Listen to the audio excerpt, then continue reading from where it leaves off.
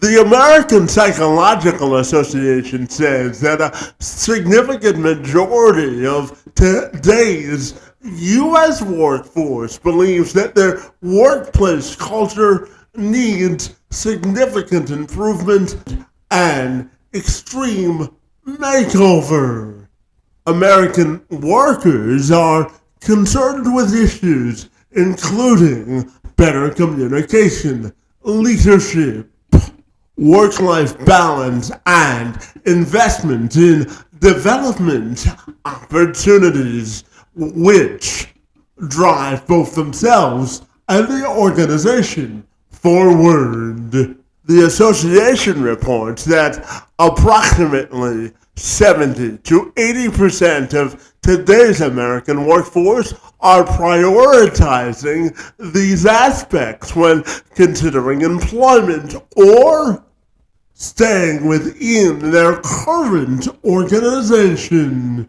Many workers also report feeling disengaged or stressed out concerning issues that go beyond job satisfaction, with more than half of organizational employees saying that their organization has underestimated issues such as cultural diversity, cultural health, and the gap between reality versus perception. For my friend Christopher Bylone, he believes that belonging is the outcome. He's the innovative founder of Innovation Unbiased. It's a platform which blends data and storytelling to build cultures of belonging.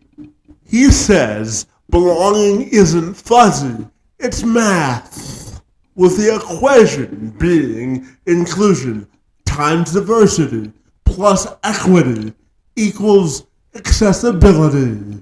He's a cancer survivor and a lifelong advocate for inclusion. He's led global belonging initiatives for companies such as Krispy Kreme and IFF with a goal of transforming workplace cultures through inclusive policies, employment resource groups, and multi-million-dollar DE&I initiatives. He also was responsible for forming his college's Gay Straight Alliance during his college days, and he says that his leadership style is based on two principles of resilience and authenticity.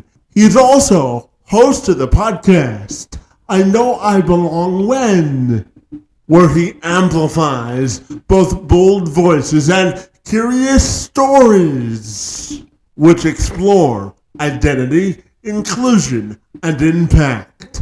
And Bylone joined me this week to tell me more about how we could make the workplace more inclusive, accepting, and diverse, while also ensuring that diverse voices of different perspectives are heard loud and clear in order to maximize organizational, cultural potential, and productivity and profits as well.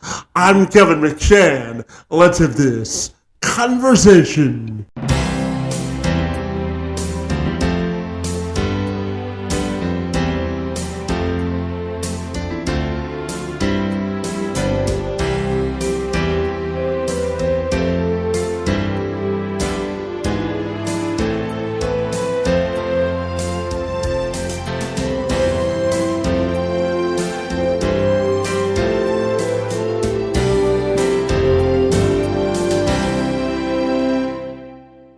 Christopher, if you're ready, I'll take a moment to welcome you to the program on this Friday, my friend, and I'm super excited to learn all about your journey in inclusion and belonging and how you're really making a difference in the world of business, my friend. It's great to see you, and happy Friday to you, my friend. Absolutely. Let's get the conversation started. Absolutely, my friend. So I know that you are the founder of Innovation Unbiased, my friend, which is a platform that blends both data and storytelling to build cultures of belonging and inclusion, my friend. My friend, and I'm wondering if you can start our conversation by telling me about the platform and what makes you and the platform so fabulous, my friend. Well, fabulous is my middle name. So Innovation Unbiased. So I started this consulting firm as I was exiting my last corporate seat, where I was the head of belonging for Krispy Kreme. And my passion and my purpose in life is to make sure that everybody knows that their bold, authentic self is welcome, dignified, and loved. And I want to help organizations figure out how to do that in the most productive and most cost effective way possible. Well, let's talk about it because, organizational culture, specifically when we talk about infusing folks with disabilities, as I know that that's important to you as well, is very important. And, sometimes I think organizational leaders can get into silos where they believe that their way of doing things is the only way of doing things. And, Yes. diversity, equity, and inclusion, Christopher. I don't need to tell you that in the States it's going under a bit of an assault, if I'm being perfectly honest. So, how do we get organizational leaders to understand that diversity can be a competitive advantage? What are your thoughts there, my friend? Well, I mean, the data shows. I mean, we have been. This isn't a new concept, right? We've been working doing this work for decades now. And there's a great organization out there called McKinsey and Company, and they produce a report about every year to every 2 years talking about the power of diversifying your organization. And they show that organizations that are in the top quartile of diversity compared to their peers have well over a 30% financial return rate, right? Their financial returns perform better than those who are in the bottom quartile of diversity compared to their competitors, right? So the data is there, it is real. And so it's surprising to me that in 2026, we're still needing to have conversations with leaders, educating them on the ROI of having a diverse organization. But it goes beyond just diversity, right? And so to be able to get a diverse organization, you need to have equitable policies and practices already built into your organization. So that's just the start, right? And so it's about embedding the work in how you show up as an organization. What are your values? What do you stand for as a company? What are the policies and practices that you have in place that ensure that people who come from diverse walks of life can be successful in your organization? How are leaders practicing inclusive behaviors on the daily? Right, that it is just the way that they operate. And then to kind of wrap it out, is you need to make sure that your organization is accessible to all people. And accessibility, while yes, it does focus around people with disabilities, accessibility is bigger than the people with disabilities community. How are you ensuring access to folks who come from different socioeconomic statuses? How are you ensuring that folks who are transportation challenged could get access to your organization? So accessibility is a much broader topic that we need to make sure that we're exploring. And so for me, it's about how are you embedding it in the way you operate as an organization. Yeah, building on that, Christopher, you say that belonging isn't fuzzy. It's math, my friend, and I'm wondering why and how you developed that philosophy, my friend, because I tend to agree with you. But tell me from your vantage point why belonging isn't fuzzy, my friend. Well, we need to be able to talk in the way a lot of business leaders understand, and they understand numbers. right? And so belonging can feel very touchy-feely, fuzzy, kumbaya. And so how are we taking this very qualitative concept and apply some quantitative theory to it so that we're able to talk in the language that business leaders understand? They understand metrics. And so for me, I have, through my years of doing this work, I have come to the realization that it's belonging that we are solving for. And so if we say that we're solving for belonging, there must be a mathematical equation that we need to use to solve for belonging. And so that's how I came up with saying that belonging is the outcome of diversity, of equity plus diversity times inclusion to the power of accessibility, which that makes the belonging formula. Yeah, absolutely. My friend, I'm also curious to ask you about how do we get organizational leaders to sort of go beyond the label when they are screening for the interview process or wanting to make their diversity, equity, and inclusion principles more diverse? How do you think we can remove the hesitation and go beyond the label to get more people with disabilities and more diverse perspectives in the workforce? What are your thoughts there, my friend? Yeah, so I think it's about embedding it into the way you do business, right? If you look at a DE&I program as a bolt on, right, where you have talent acquisition and diverse talent acquisition, when you have leadership development and inclusive leadership development, you're creating two different systems, right? Your talent acquisition system process should be producing a diverse candidate pool for every single position. Your leadership development program should be producing inclusive leaders right from the start. It shouldn't be, oh, we're going to practice leadership development over here, and then we're going to do a class on how to be an inclusive leader. Your leadership development program should be building inclusive leaders just along the same process as you're talking about. How do you, when you're talking about performance management, how are you making sure that it's done in an equitable way, right? So it's about embedding the work. It's not an addition. It's not a bolt on. It's truly embedded. And so we should not be thinking about diverse hires, right? It should be we are hiring the best person for the job. However, historically, we have not done a really great job of opening the pool to diverse candidates. Mm-hmm. And so we have to be a little bit more intentional about how we were going out to ensure that we're casting a much wider net, that we're accessing pools of talent that we haven't accessed before. But the process on how we evaluate individuals needs to be against the requirements for the job. And how are we ensuring that we're providing access to communities that haven't gotten access to our jobs before?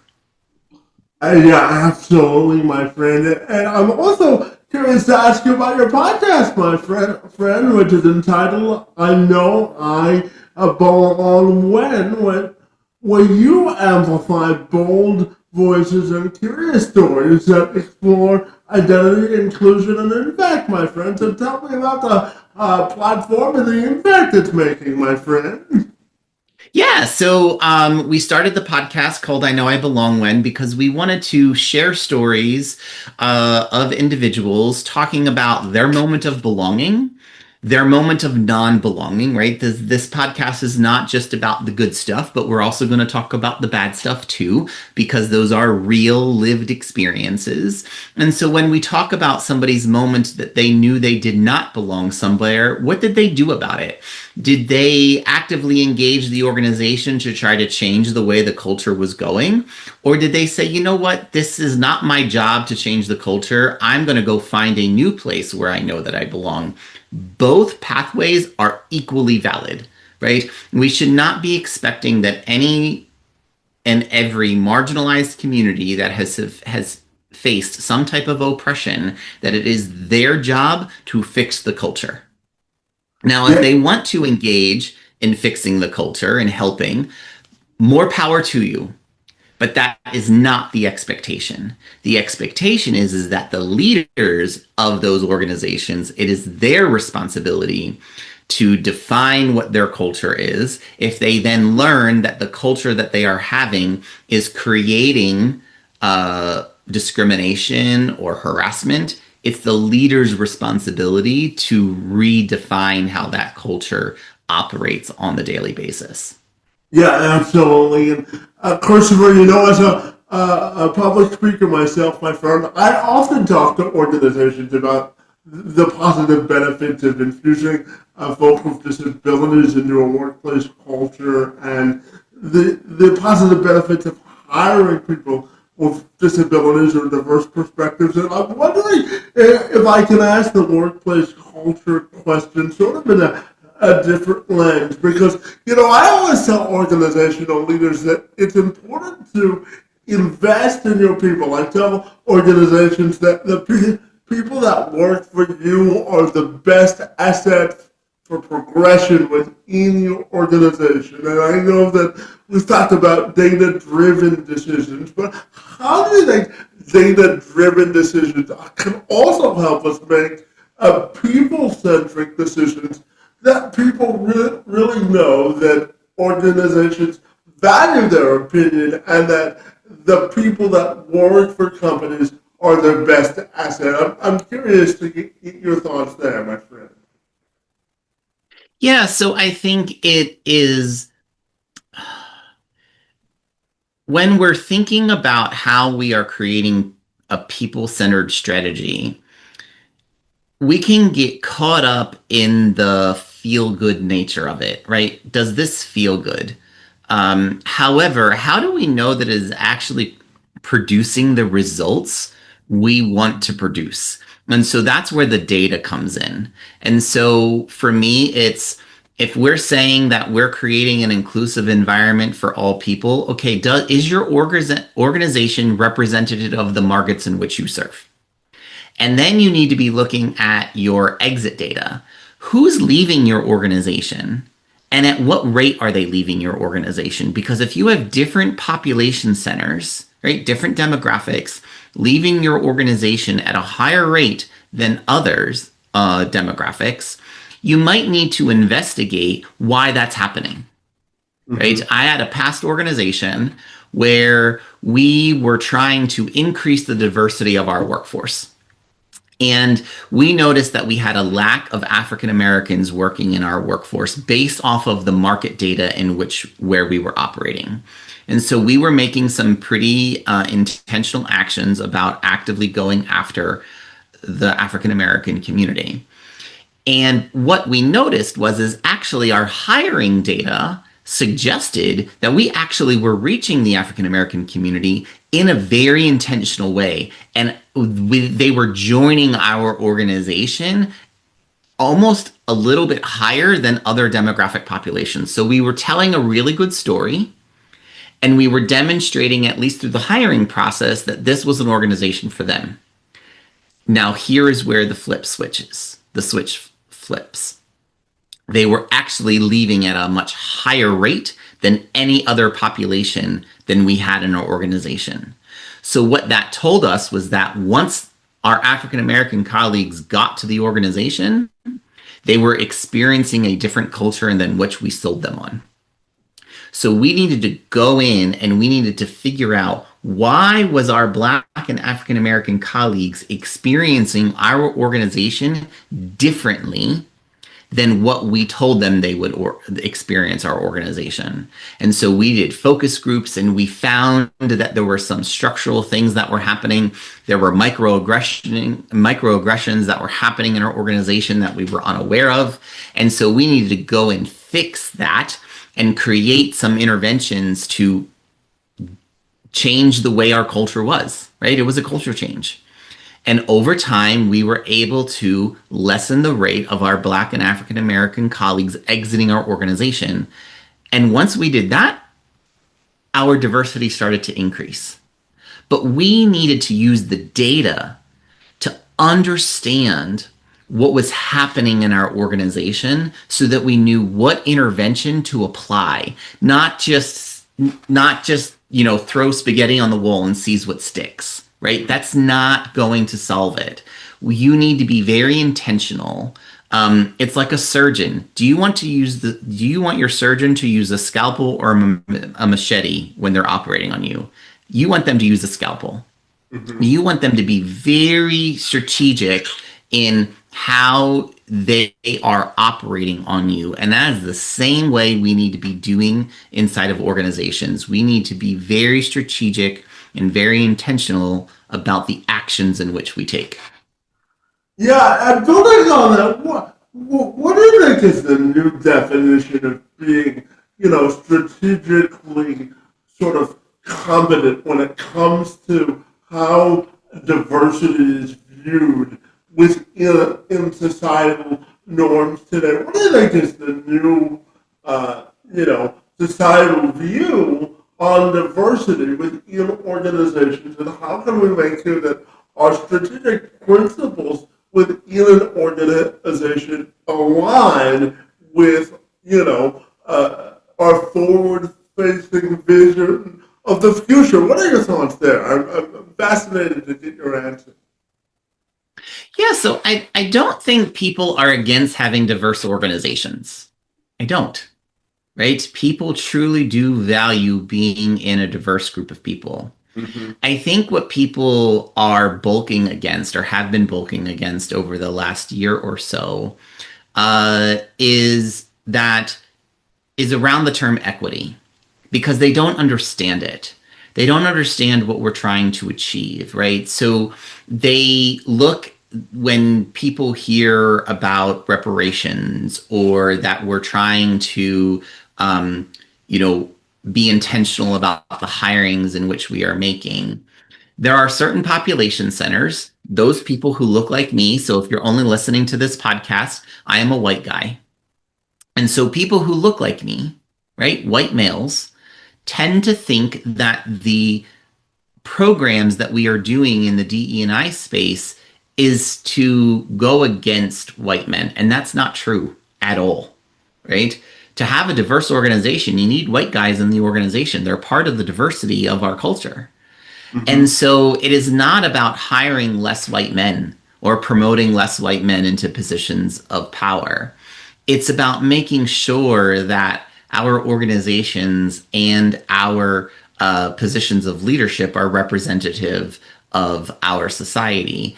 And so take the Fortune 500, for example. There are only 500 CEOs, right? There are 500 organizations. That means there are 500 CEOs. There are only 5 or 6 Black CEOs right now in the Fortune 500. And there are more people named Tom and Dick than there are women in the Fortune 500.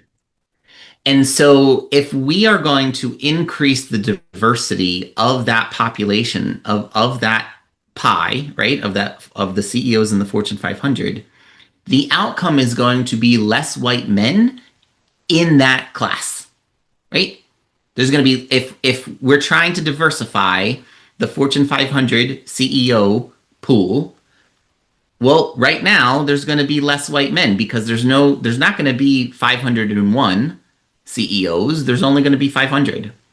So, but the outcome or the path forward is not saying we're going to hire less white men. What we need to say is we are only going to hire A-level individuals, because for a long time we have hired B-level and C-level white men over A-level women and people of color. That is my core belief. And so we have to stop promoting and hiring B-level and C-level individuals over A-level candidates. And I will be so bold to say, some of you Fortune 500 CEOs out there, some of you were the B-level candidate that was selected over the A-level woman or person of color for the job in which you currently hold. Mm. And we have to stop doing that. And so for me, it is about, people are worried about the process. They're not worried about the outcome of having a diverse organization. They're worried about if we change the way we go about creating a diverse organization, that we're going to practice discrimination against another group. And that is not it at all, right? So we need to make sure that people understand that it's not about saying we're no longer going to hire white men, right? That's not it. That's not it. What we're just saying is that we need to make sure that we're only hiring A-level candidates, no matter who they are. If the A-level candidate is a white guy, great, have at it. But if the A-level candidate is a woman or a person of color, even better. Yeah, absolutely. And Christopher, I want to talk about you being a cancer survivor, my friend. And as you mentioned, you worked for Krispy Kreme, working on multi-a-million-dollar diversity, equity, and inclusion initiatives. And you said that your focus there when you worked on these initiatives was rooted in both resilience and authenticity, my friend. And I know in your college days you also worked on the Gay Straight Alliance, my friend. Fred, so when you look at the sort of scope of your experience, my friend, I'm wondering how you think resilience and authenticity applies to today's form of leadership. And I'm wondering how your journey with cancer has also informed the advocacy work that you do today, my friend. What are your thoughts there? Yeah, so I think being somebody has gone through cancer and a cancer survivor, it reaffirmed my advocacy, right? I was an advocate for underrepresented groups or people who do not feel like they had a voice for a long time, right? Go back to high school, right? This is something that has been the way I have lived my life. But what was really interesting through my cancer journey is I needed to understand how to advocate for myself, right? And I was advocating for people all along, right? But it was how do I advocate for what I need? There were moments when I was in a doctor's office or I was getting a test done and something didn't feel right, right? Something wasn't adding up. And because I felt like the culture that was created within the healthcare system that I was in, I felt I had the psychological safety to speak up and say something isn't right. We need to take a pause. I'm uncomfortable with this situation right now. Or I have a question. What does this test result mean? I'm unsure, right? So it was about how do I advocate for myself? I also think about resilience and authenticity. Look, I am Christopher 100% of the day. The Christopher who's showing up in this conversation right now is going to be the Christopher that shows up 3 hours from now in a different conversation. I am me, authentic 100% of the time. And so it's about how are we creating cultures where people can live authentically and not be afraid. We need to make sure that they are safe enough to live that authentic life. And resilient. Look, like I have gone through massive life changes in the last year or so. I've had life changes all through my journey. And what it has taught me is that keep going, right? When I was in high school, I was bullied very much so to the point where I was suicidal. But what I realized was that I had a purpose in life and I needed to be here, and the bullies were trying to silence me.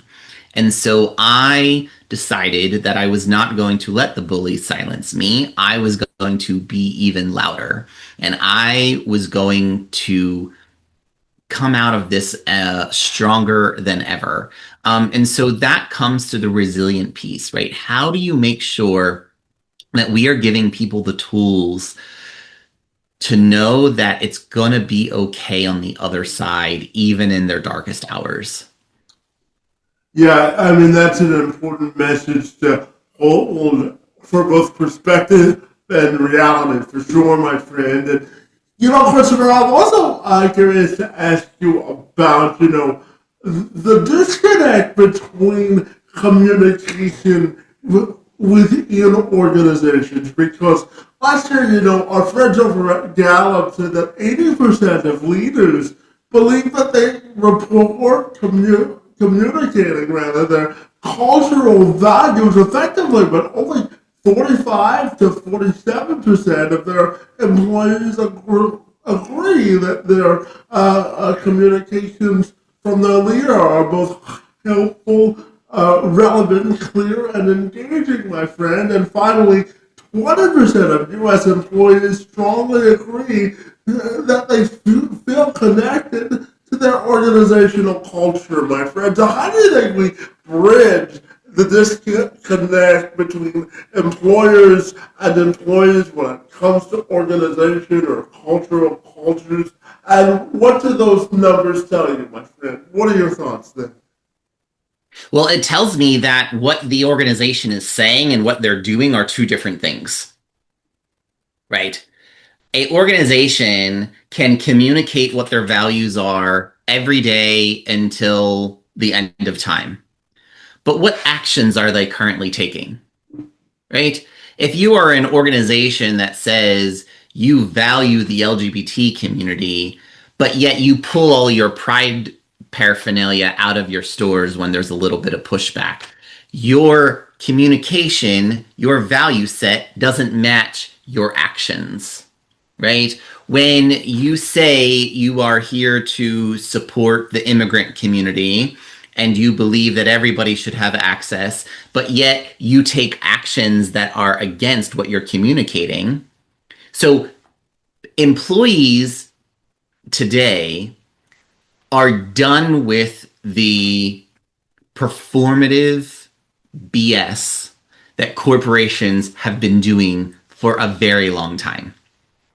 They want to see what your actions are. Where do you put your money?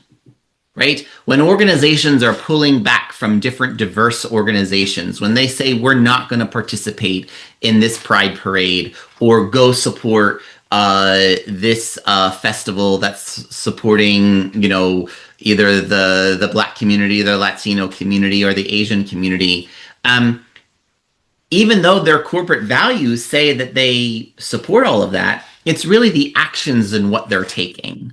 So organizations need to ask themselves, do their actions match their values?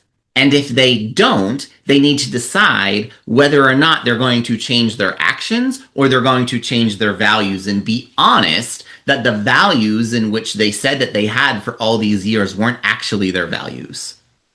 Yeah, absolutely. And turning now to a study from McKinsey and Company from a few years ago, I think this was 2023, and found that, building on your point, and found that companies with the more, gender diverse executive teams are 39% more likely to outperform their competitors in terms of profitability compared to their least diverse, and those that don't, quantify the importance of gender or ethnic diversity, my friend. And they were also 39% more likely to have above average financial returns, my friend. So I'm also curious to get your thoughts on those findings and what it tells you about the importance of gender and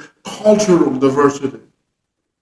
Yeah, so I referenced this at the top of the show as well, talking about why I believe that we need to be focusing on data and why I create the belonging formula, right? This is the very study that I'm referencing.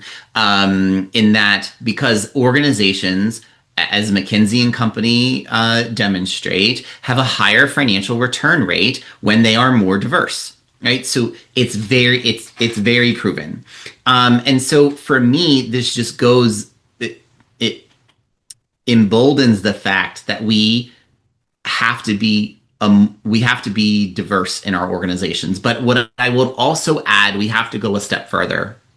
It is about diverse teams that are led well, right? If you have diverse teams that do not have good leadership, well, the diverse teams don't mean anything, right? You need to Mhm. make sure that your leaders are operating at their utmost, abilities. And so for me, these studies have been going on for decades. And it's just reminding us that having a diverse workforce that is led well is going to produce you better financial returns. Yeah, absolutely. Chris, I'm going to combine my next two questions because they're interconnected. Because, Indeed did a study last year on diversity in the workforce when it came to people with disabilities, and it found that 31% of disabled workers fear being not considered for roles due to their disability, and 25% say that they have experienced discrimination during the hiring process. So, building on our discussion, I'm also curious to ask you, how do we empower the job seeker with a disability to know their value when they go through the interview hiring cycle? And the second part of that question, my friend, comes from a 2024 survey from the Conference Board that found that 38% of CEOs would rather quit their job, surprisingly, rather than sort of invest in larger scale workforce transformational projects, my friend. Friends like diversity, equity, and inclusion. So, what are your thoughts on those findings and how we can really empower the disabled worker to really know their value? What are your thoughts then? Yeah, so I think one is organizations have to make sure that they are evaluating their jobs to understand what are the reasonable accommodations that can be made for those jobs. One of the things I was doing in my past organization is we brought in workforce consultants to help us evaluate all of our jobs to say, what could we, instead of just focusing on what are the accommodations that we need to make, what are the changes we could make in the responsibilities of some of these jobs so that a person with a disability would just be able to operate the job without any additional accommodation, right? But then also being honest about are there some things in a particular job that can't be accommodated, right? When I was working at Krispy Kreme, one of our jobs that we had is called a donut maker. And that donut maker needs to be able to lift a 40-pound bag of flour. If somebody was not physically capable of doing that task, they could not do that job. There was no way that we could provide an accommodation that would um, allow somebody not to be able that they wouldn't have to lift that 40-pound bag of flour, right? So being honest right from the start about what are reasonable and unreasonable accommodations per job. So that way, when somebody who does have a disability or does not have the ability to lift a 40-pound bag of flour, they know that that job is not available to them. Right now, that may seem harsh and that may seem counterintuitive to what we're trying to do when it comes to an inclusive world, right? That everybody should be able to do everything. But we also just have to be honest, right? There are some jobs that some people cannot physically do, you know, they just like some people can't be a firefighter, right? You have to be able to put on a respirator and you have to be able to go into dark spaces. And, if you're somebody who is claustrophobic, you're probably not going to be successful as a firefighter, right? Mhm. So being honest about what the job requirements are, but as an employer, is also making sure that we're trying to eliminate as many barriers as possible to those jobs. But then also for the people with disability community, um, how what are we doing to make sure that we're presenting ourselves in the best way forward, right? How are we understanding what the job requirements are? How are we being a good partner to our employer when we're thinking about the different accommodations that we need to be requesting? So it's truly a partnership. And what I would say is that everybody has value. It may look different in different environments, but everybody is valuable. Yeah, absolutely. And Christopher, I've got two questions left for you, and the first is another two-part question, my friend. I'm curious how you believe that the term workforce inclusion has, evolved over the years, and how you think, from this data from the conference report that came out last year, that indicated that only 9% of CEOs view their workers' resistance to their policies as a top priority within an organizational sort of cultural development process, my friend.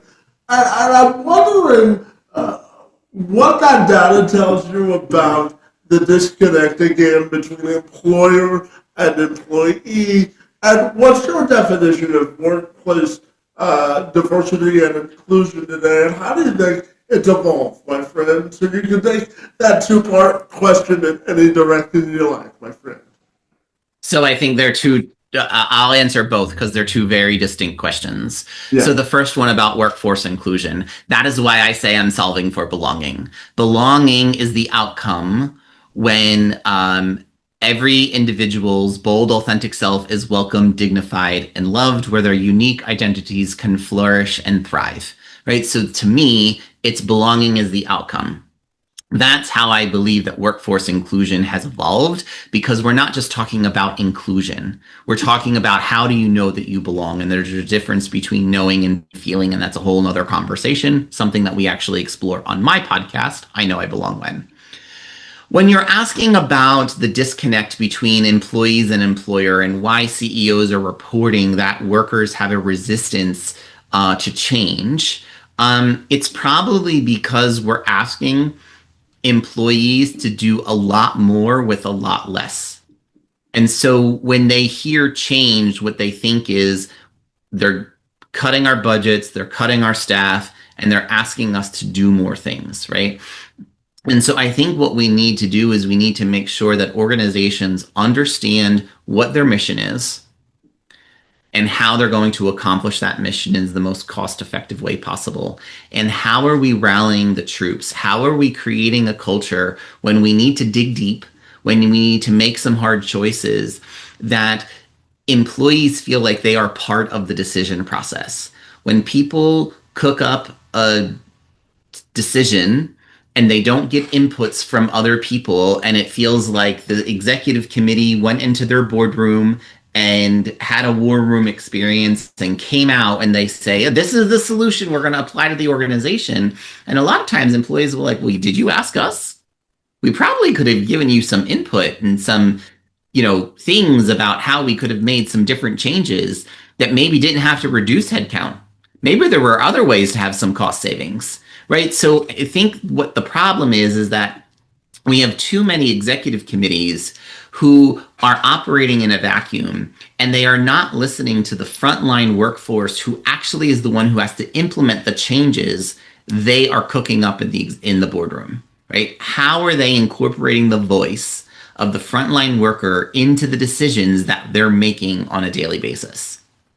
Yeah, absolutely. And Christopher, my final question for you is this, my friend. You said that you lead from the heart with strategy and conviction, proving that belonging is not just a value, it's a movement, my friend. So I'm wondering, my friend, do you view this as a part of your personal and professional legacy, and how do you want that to be defined?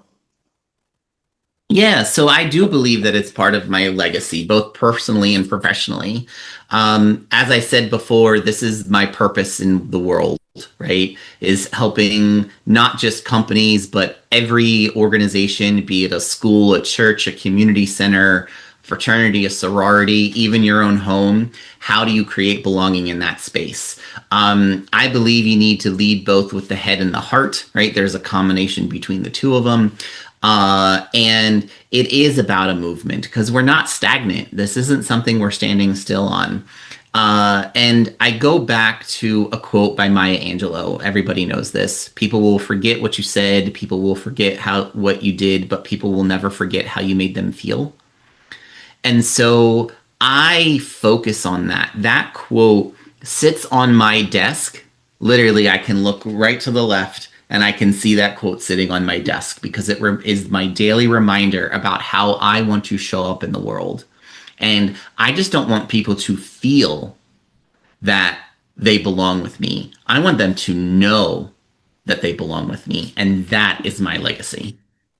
Yeah, absolutely. And finally, Christopher, tell me, my friend, if people want to get connected with you, what's the best way they can do that? Yeah, so I think there's a couple ways. One is find me on LinkedIn. That is probably going to be the easiest way. Christopher Bylone. You can also find me on Instagram, TikTok, Facebook. Just search Christopher Bylone. You can also get to my company, Innovation Unbiased, at innovationunbiased.com. Also, come explore the podcast. I Know I Belong When. It's available on most of your podcast players of choice. So go find us. We're in season 2. And if you are somebody out there who has a story about belonging and would like to share it, reach out to me. I would love to potentially have you as a guest on the show to talk about the moment you knew that you belonged and the moment you knew you did not belong and what did you do about it. Absolutely, my friend. Well, I have to tell you, I may actually take you up on that offer, my friend. So I hope you would, Kevin. I would love to return the favor, but we'll stop our conversation there, rather. And I want to thank you for your great work and promoting diversity, equity, and inclusion in the workforce today. And I want to thank you for engaging in conversation with me this morning. It's most appreciated. Absolutely, Kevin. Thank you so much for having me. And thank you for the work that you are doing to help spread the message about how people know that they can belong in this world that we have currently. So thank you so much.